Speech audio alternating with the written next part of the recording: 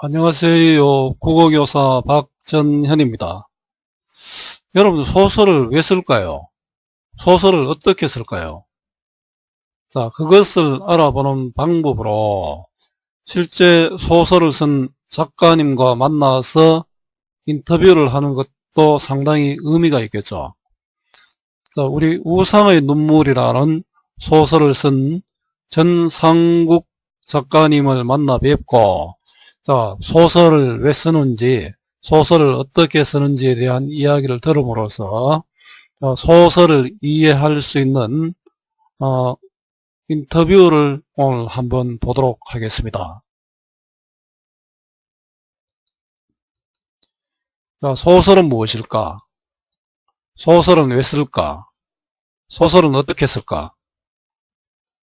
자, 이런 질문에 답하는 방법으로 실제 소설 작품의 작가를 찾아서 인터뷰해보는 것은 의미가 있다. 소설 우상의 눈물을 쓴 전상국 작가님을 만나서 소설에 대한 이야기를 들어보는 활동을 통해서 소설에 대한 이해, 특히 소설 쓰기에 대해 공부를 해보자. 소설 우상의 눈물은 고등학교 교실을 배경으로 폭력과 권력의 문제를 다루고 있는 작품이다. 기표라는 문제아를 맡은 담임은 기표를 길들여 나갈 계획을 세운다. 자, 이 담임은 윗선적인 권력을 상징합니다. 하나의 방법으로 어려운 가정 형편에 처해 있는 기표를 도와준다. 자, 기표를 도와주는 게 기표를 위해서가 아니라 기표를 길들여 나가기 위한 하나의 방법입니다. 폭력적인 기표는 효자로 변신하고 언론에까지 알려지는 우상이 된다. 자, 우상은 기표가 되겠죠. 담임이 윗선적인 권력이고 기표는 윗선적인 권력에 의해 희생되는 그런 인물입니다. 문제아를 좋은 시선으로 대하는 이런 상황으로 인해 기표는 문제아가 아닌 부끄러움을 타는 아이로 바뀐 기표는 너무 무서워서 견딜 수 없다는 편지를 남기고 떠난다. 자, 너무 무서워서는 권력의 두려움이죠. 특히 위선적인 권력의 두려움. 지금도 뭐 권력자들이 어떤 것을 할 수 있는지는 잘 모르겠습니다만 나라에 큰 영향을 미칠 수 있는 건 또 사실이죠. 기표가 떠난 것을 안 담임은 방송 출연을 앞두고 사라진 것에 화를 낸다. 기표 같은 이런 훌륭한 아이, 뭐 어려운 아이, 이런 방송 출연이 교육되어 있었는데요. 기표가 사라졌으니까 이렇게 했죠. 자, 제목, 작품의 제목이 우상의 눈물이지 않습니까? 우상의 눈물은 기표가 흘린 눈물의 뜻입니다. 작가는 폭력적인 기표보다 담임으로 대표되는 위선적인 권력, 즉 잘못 쓰이는 나쁜 힘에 대한 생각을 형상화한 작품이다. 북한의 김정은 같은 경우가 자기 권력을 잘못 쓰인 그런 경우가 되겠죠. 일본에서도 그런 면이 많이 있을 거예요. 독재국가들은 이런 면이 상당히 사실 많이 있습니다. 이 인터뷰는 소설 우상의 눈물의 작가 전상국과의 인터뷰를 통해 소설을 쓰는 이유, 소설의 창작 과정, 소설의 결말 처리와 태고, 우상의 눈물에 대한 생각을 알아볼 수 있는 인터뷰다. 이렇게 전문가와 만나는 것은 깊이 있는 것을 알게 되는 기회가 된다. 여러분들도 이런 전문가들을 통해서 도움을 받을 수 있다면 그것도 또 좋은 기회가 되겠죠. 자, 먼저 소설을 왜 쓰는가를 한번 보죠. 자, 학생이 이렇게 하겠습니다. 선생님, 안녕하세요. 오늘은 선생님께 소설을 창작하는 구체적인 과정을 배우고 싶어서 찾아왔습니다. 선생님께서는 소설을 왜 쓰시는지요? 자, 면담의 목적이 소설을 창작하는 구체적인 과정을 배우고 싶어서죠.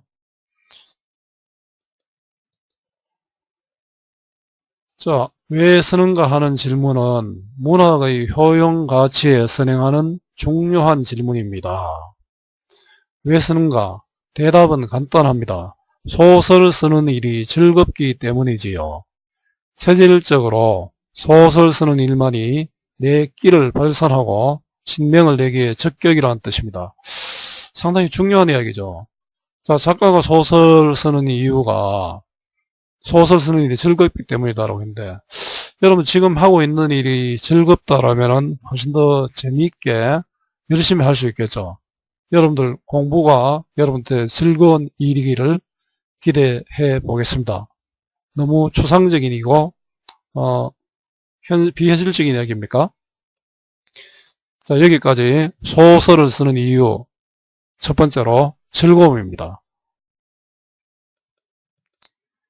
학생, 선생님께서는 소설 쓰기가 인물 창조이며 거짓말 이야기를 만드는 일이라고 하신 적이 있는데요.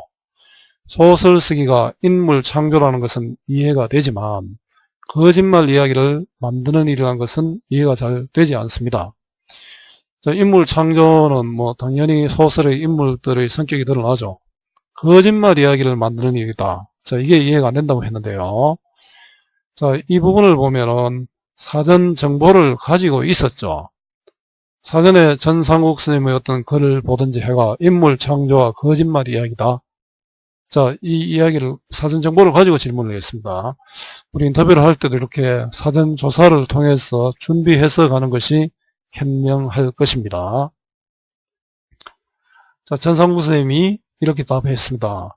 소설은 궁극적으로 인간성 탐구에 그 목적을 두고 있습니다. 따라서 소설 창작에서 인물의 성격을 창조하는 것은 작품의 성패를 가름하는 열쇠라고 할 수 있습니다. 자, 소설의 목적과 실현하는 방법을 얘기하고 있죠. 자, 목적은 인간성 탐구에 있고 그것을 실현하기 위해서는 인물의 성격을 창조해야 한다. 이런 뜻이죠.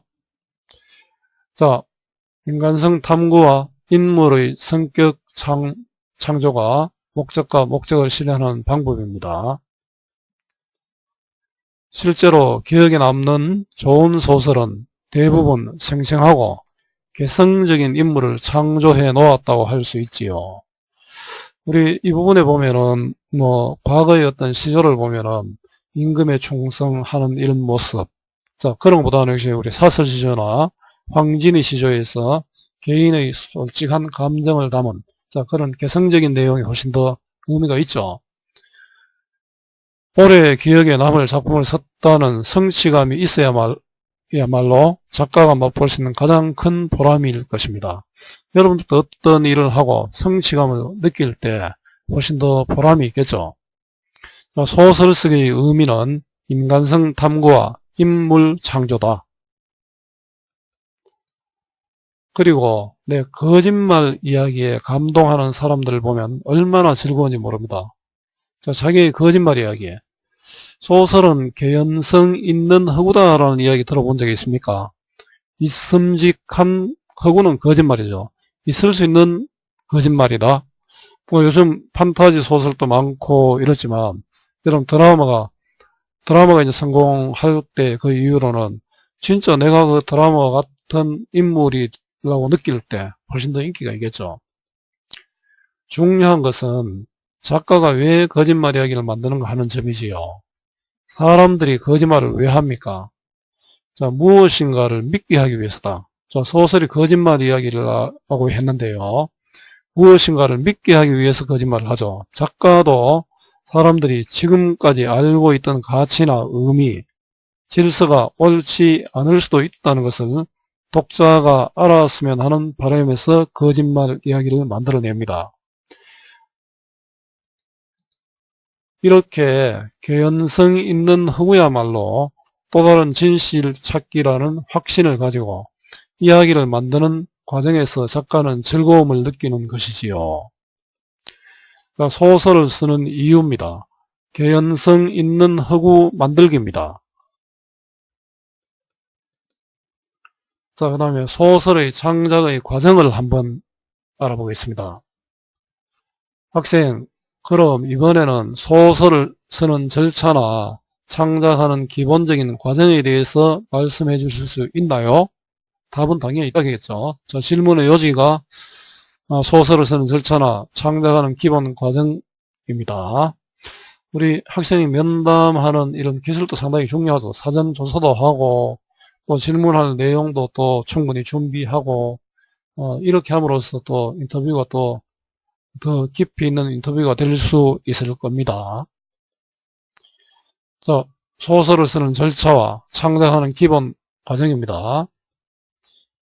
전상국 선생님이 답을 했습니다. 예, 모든 글쓰기에는 그 나름의 절차와 격식이 있겠죠.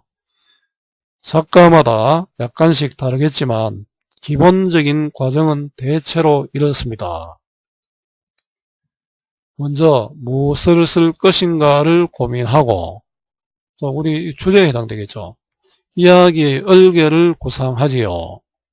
이 과정에서 이야기 줄거리와 전개 방법, 인물과 배경 등을 결정합니다. 그리고 나서는 본격적으로 집필을 하여 초안을 만들고 그 다음에 퇴고를 하여 작품을 완성하게 됩니다. 일반적인 글도 마찬가지입니다. 무엇을 쓸 것인가를 고민하고 얼개를 구상하고 그 과정에서 이야기 줄거리와 전개 방법, 인물과 배경을 결정하고 글을 쓰고 또 고쳐쓰기를 하죠. 자, 무엇을 쓸 것인가 고민하는 것을 우리 발상이라 하고요. 이야기 얼개를 구상하는 것을 이야기 줄거리, 전개 방법, 인물, 배경을 포함합니다. 구상이라 하고요. 집필하는 것을 집필이라 하고 퇴고는 퇴고가 됩니다. 학생, 발상, 구상, 집필, 퇴고의 사례라는 말씀이군요. 선생님, 그러면 소설을 쓸 때 주제는 분명히 드러내는 것이 좋을까요? 아니면 감추는 것이 좋을까요? 자, 이 부분은 전상국 선생님의 내용을 요약했죠. 그러면서 이제 주제에 관한 이야기로 넘어갔지 않습니까? 내용을 요약하면서 새로운 질문을 하고 있습니다. 자, 소설을 쓰는 절차를 요약했고 주제를 드러내는 방법을 질문을 했습니다. 자, 전상국 선생님이 답을 이렇게 했습니다. 작가의 의도는 작품을 쓰거나 독자가 작품을 읽어가는 과정에서 발견되는 것으로 작품 전체를 통해 은근히 퍼지는 울림 같은 것이지요. 작가의 의도가 바로 주제가 되겠죠. 자, 주제를 드러내는 방법입니다. 직접적으로 드러내지 않고 자연스럽게 드러내는 것이 좋다. 우리 논설문의 설명문에서는 직접적으로 드러내야 되겠지만 소설에서는 이렇다라는 것이죠. 그래서 주제를 너무 분명하게 노출하면 주제의 형상화에 실패했다는 평가를 받을 우려가 있습니다. 자, 주제를 분명히 드러낼 경우의 문제점입니다. 형상화요. 자, 형상화라는 말이 나오지 않습니까? 시에서 형상화라 하면은, 자, 추상적인 것을 우리가 감각적으로 느낄 수 있도록 표현하는 것이 형상화인데요. 소설 창작에서 형상화란 무엇인가요? 자, 대화 중에 또 새로운 질문을 이끌어내었습니다. 학생도 상당히 똑똑하죠? 전상국 선생님이 이렇게 답을 합니다. 국어사전에서는 형상화의 뜻을 형체로는 분명히 나타나 있지 않는 것을 어떤 방법이나 매체를 통하여 구체적이고 명확한 형상으로 나타내는 일로 풀이하고 있습니다. 말하자면 어떤 생각이나 정서, 가치관 같은 것을 또렷이 눈에 보이는 형상으로 빚어내는 일이 형상화인 것이죠. 자, 형상화의 뜻입니다. 우리가 잘 감각적으로 느낄 수 없는 것을 감각적으로 느낄 수 있도록 만드는 것이 바로 형상화가 되겠죠. 그래서 형상화가 잘 이루어진 작품은 구성 요소들이 유기적으로 균형과 조화를 이루어 무리함이나 어색함이 없게 되는 것이죠. 소설의 구성 요소는 주제, 구성, 문체 등이 있죠. 자, 구성의 3요소가 또 인물, 사건, 배경이 있습니다. 이들이 서로 긴밀하게 연결되어서 균형과 조화를 이루기 때문에 무리함이나 어색함이 없게 됩니다. 자, 형상화의 조건과 효과입니다. 자, 소설 창작 과정과 주제의 형상화 방법을 알아봤습니다. 자, 다시 학생이 질문을 하네요.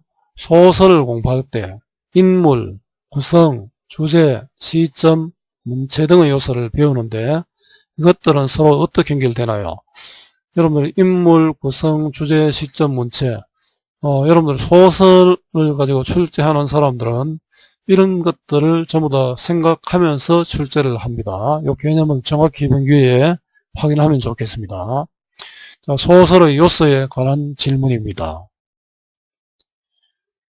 자, 전상구 선생님 답입니다. 그 중에서 각 요소를 아우를 만한 것을 이해하면 쉽게 접근할 수 있겠군요. 흔히 우리는 소설 작품을 복합적인 구조물이나 유기체에 비유하지요. 그것은 소설 속의 이야기를 만드는 여러 개의 요소가 인과관계를 맺으며 맞물려 있기 때문입니다. 여러분, 옛날 소설은 우연적인 요소가 많다고 하지 않습니까? 요즘 소설들은 상당히 그 요소들이 긴밀히 결합되어 있습니다. 자, 이 부분은 소설의 작품을 또 건축물에 비유를 했죠. 유사한 대상의 속성을 통해서 대상을 이해하기 쉽게 설명했죠. 자, 이런 방법을 우리 비교라고 얘기합니다. 이렇게 소설에서 주제를 효과적으로 드러내기 위하여 이야기를 인과관계에 따라 유기적으로 엮는 것을 구성이라고 이야기합니다. 소설의 3요소가 주제, 구성, 문체라 했는데 구성은 또 3요소가 인물, 사건, 배경이 되죠. 구성은 외래어로 플롯이라고도 합니다. 자, 구성의 뜻이 나와 있습니다. 주제를 효과적으로 드러내기 위해서 이야기를 인과관계에 따라 유기적으로 엮는 것이다. 자, 구성은 작가가 소설을 창작하는 과정에서 일정한 규칙과 틀을 갖추어 사건을 개성적으로 배열하는 방법이면서 소설 속에 나오는 다양한 요소를 효과적으로 종합하는 힘이다. 마치 우리의 일상적인 삶을 예술적인 빛깔이 있는 삶으로 변화시키는 서술상의 기술을 할 수 있겠죠. 소설 작품은 일단 예술이지 않습니까? 일상적인 삶에서 또 예술이 탄생하는 과정, 자, 이 과정에서 구성이 필요하다는 그런 이야기입니다. 소설의 구성의 의미입니다. 자, 여기까지는 소설의 구성이고요. 자, 학생이 다시 질문합니다. 그러면 시점이나 문체는 그렇게 중요한 것은 아닌가요?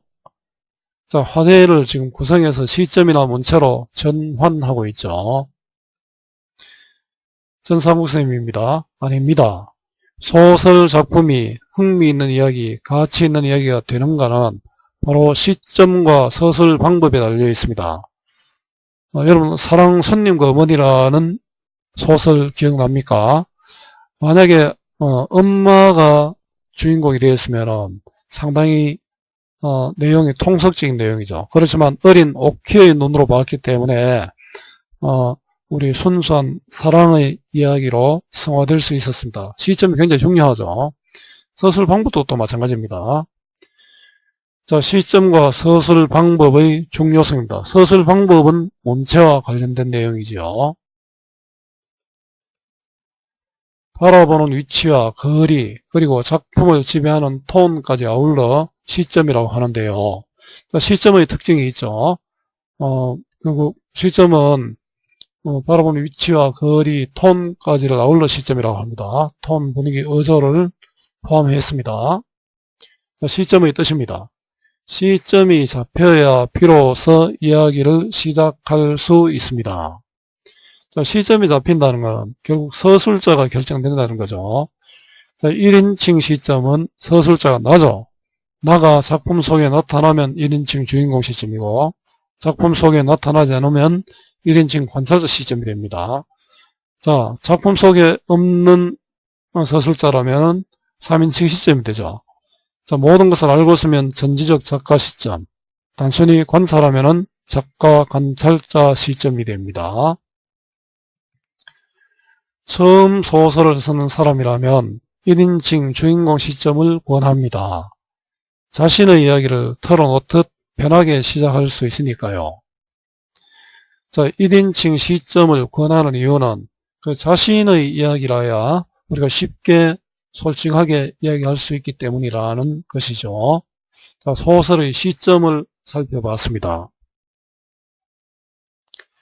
그리고 스타일이라고 하는 문체는 자신의 목소리를 자신의 방식으로 표현하는 문장의 특색을 말합니다. 문체의 뜻이죠. 자신의 목소리를 자신의 방식으로 표현하는 문장의 특색이다.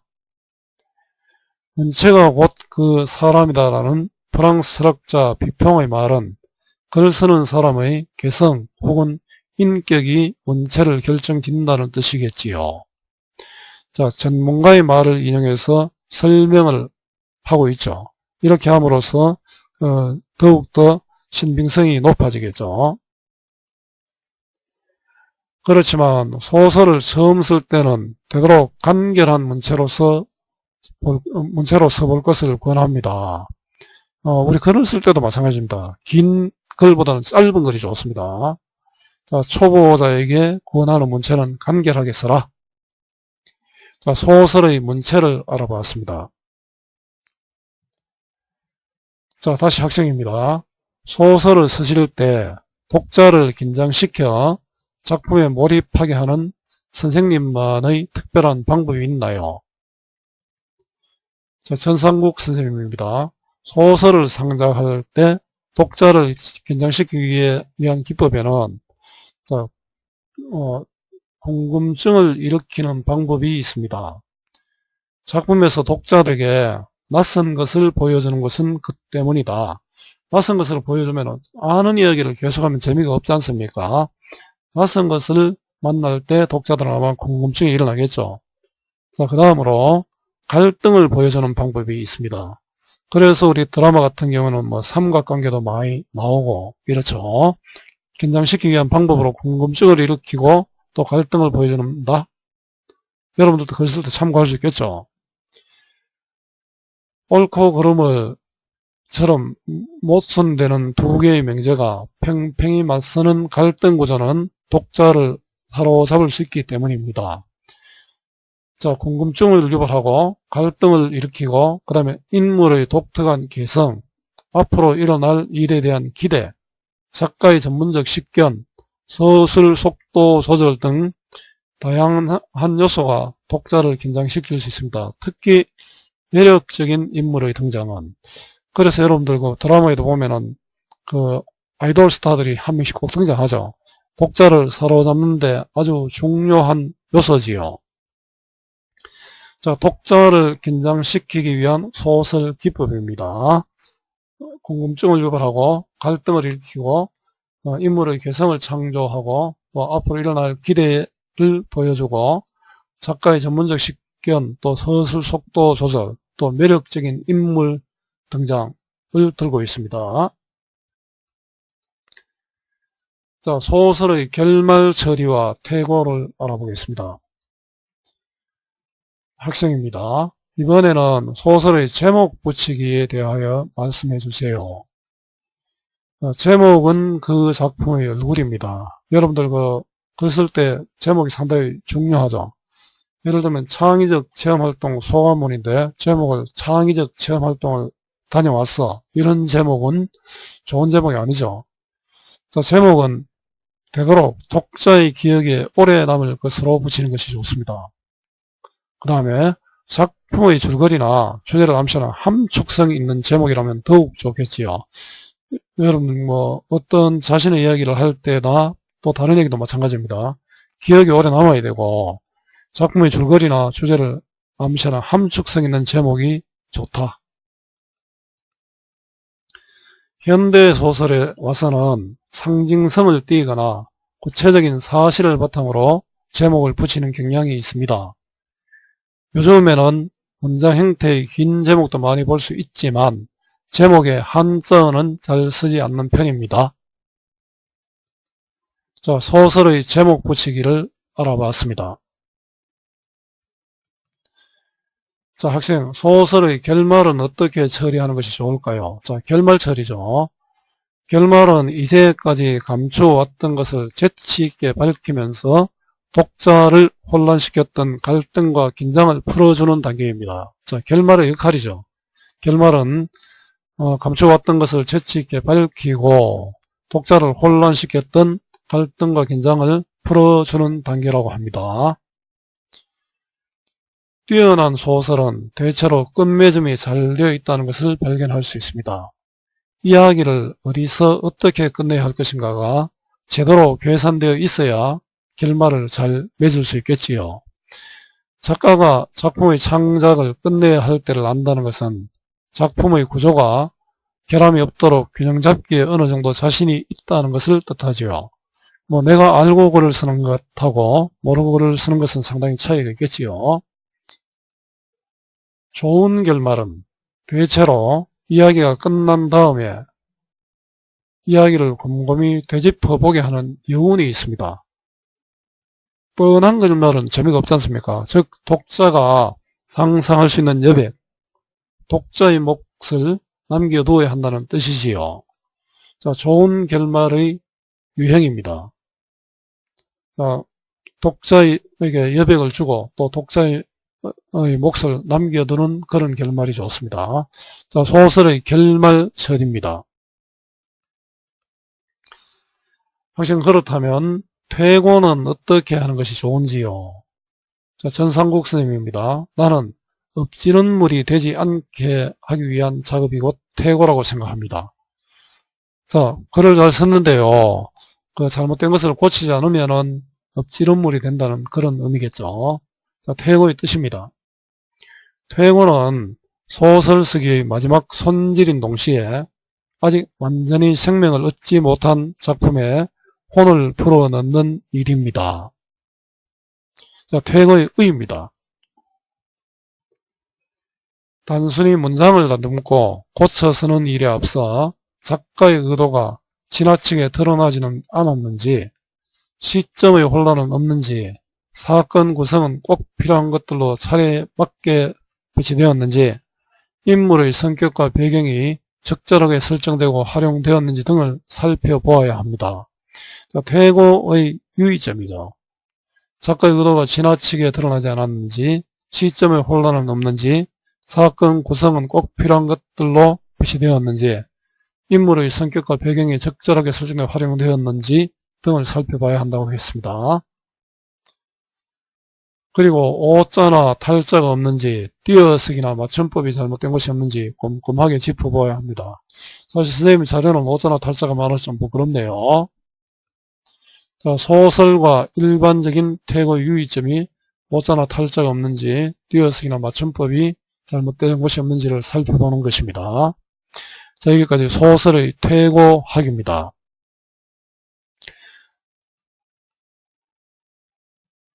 자, 이제 우상의 눈물과 독자의 목 해서 우상의 눈물과 관련한 이야기를 또 들어보겠습니다.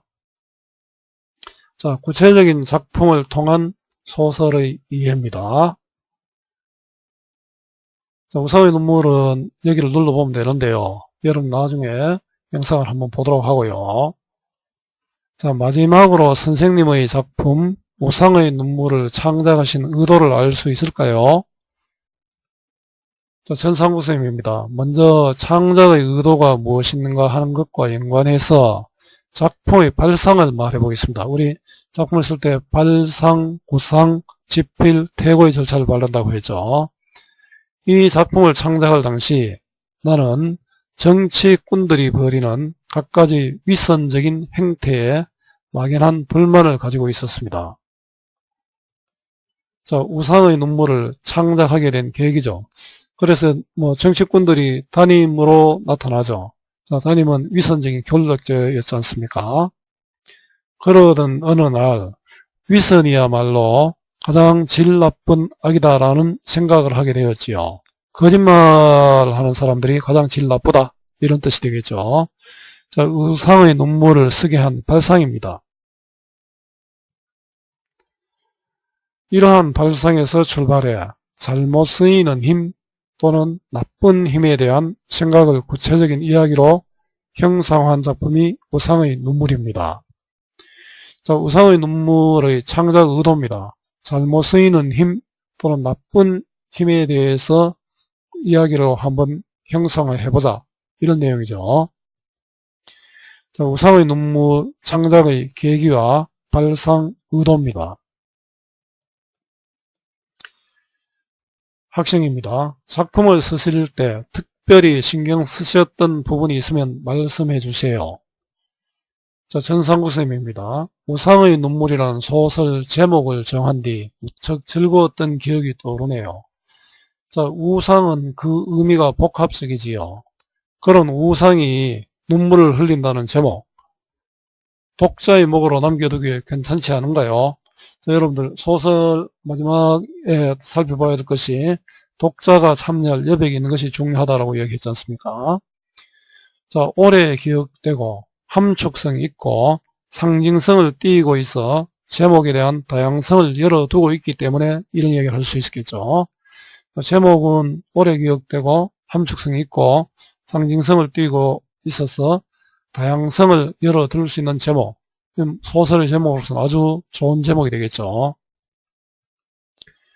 작품의 배경 설정에도 많은 힘을 쏟았습니다. 고등학교 교실은 우리 사회의 현실을 축소하여 보여줄 수 있는 곳이라고 생각했습니다. 자, 고등학교 교실을 배경으로 설정한 이유죠. 우리 사회 현실을 축소해서 보여줄 수 있는 곳이기 때문이었습니다.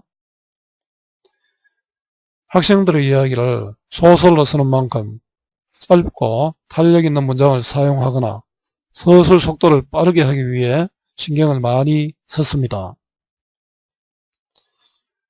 또 최기표, 형우, 이유대, 선생님 등 등장인물의 성격을 있는 그대로 묘사하여 인물의 개성을 만들려고 애를 썼습니다. 소설의 마지막 부분에 무섭다는 나는 무서워서 살 수가 없다라는 문장을 배치하여 독자들에게 지금까지 자신이 읽은 작품의 내용을 다시 돌아보게 하는 전략도 세웠지요. 앞에서 말한 소설 쓰기의 과정, 전략을 다 활용했습니다. 자, 결말 처리 방식은 좋은 결말의 유형을 따르고 있습니다. 자, 학생입니다. 짧은 시간 동안 소설을 창작하는 과정에 대해 많은 것을 배웠습니다. 좋은 말씀 고맙습니다. 자, 우상의 눈물에 적용한 소설 쓰기의 기법입니다. 자, 내용을 정리해 보겠습니다. 자, 갈래는 면담이죠. 인터뷰입니다. 성격은 해설적이고 또 체계적이죠. 체계적은 논리적이란 말로 대신할 수 있습니다. 자, 주제는 소설을 생성하는 기본적인 원리가 됩니다. 특징입니다. 자, 실제 문학작품의 생산 과정을 작가와의 면담을 통해 보여주고 있습니다. 면담을 진행한 과정이 또 드러나고 있죠. 상당히 준비도 많이 했고 또 중간에 또 다른 질문을 넣기도 했죠. 작가의 경험을 바탕으로 소설의 창작 과정을 설명하고 있습니다. 자, 활동을 한번 보죠. 소설 쓰기가 거짓말 이야기를 만드는 일이라고 말한 이유를 설명해 보자입니다. 자, 작가는 사람들이 지금까지 알고 있던 어떤 가치, 의미, 질서가 꼭 옳을 수만은 없다는 것을 독자가 믿고 이해했으면 하는 바람에서 거짓말 이야기를 만들어내기 때문이다 라고 이야기했죠. 소설은 여러분들 개연성 있는 허구라고 이야기했죠. 있음직한 거짓말입니다. 지금까지 질서가 반드시 오를 수만 없다라면 새로운 것을 제시함으로써 새로운 어떤 가치를 창조할 수 있겠지요. 문학 작품을 창작하는 과정에서 형상화란 어떤 의미인지 파악해보자 합니다. 자, 형상화는 특히 시에서도 많이 쓰이지만, 자, 이 글에 나온 내용을 바탕으로 한번 정리해 볼게요. 문학 작품의 창작 과정에서 형상화란 어떤 생각이나 정서, 가치관 같은 것을 또렷이 눈에 보이는 형상으로 빚어내는 일이다. 이를 위해서는 작품을 구성하는 각 요소들이 유기적으로 균형과 조화를 이루도록 해야 한다. 형상화는 우리가 감각적으로 느낄 수 없는 것을 감각적으로 확인할 수 있도록 하는 방법입니다. 소설을 창작할 때 독자를 긴장시키는 방법에 어떤 것들이 있는지 이야기해보자 합니다. 자, 독자에게 낯선 것을 보여줘 궁금증을 일으키거나, 자, 모순되는 두 개의 명제가 팽팽히 맞서는 구조를 통해서 갈등을 보여주거나, 자, 줌으로 독자를 사로잡을 수 있다. 그리고 인물의 독특한 개성, 또 앞으로 일어날 일에 대한 기대, 작가의 전문적 식견, 서술 속도, 또 매력 있는 인물의 등장, 이런 다양한 요소로 독자를 긴장시켜 작품 속에 몰입할 수 있도록 할 수 있다라고 이야기했습니다. 자, 다음 창작 과정과 조건을 참고하여 모둠별로 손바닥 소설을 써보자. 자, 손바닥 소설은 손바닥 크기 분량, 200자 원고지 5에서 20매 정도의 짧은 소설입니다. 옆편 소설이라고도 하고요. 잎사귀이지 않습니까? 잎사귀 같은 소설, 또 장편, 손바닥장입니다.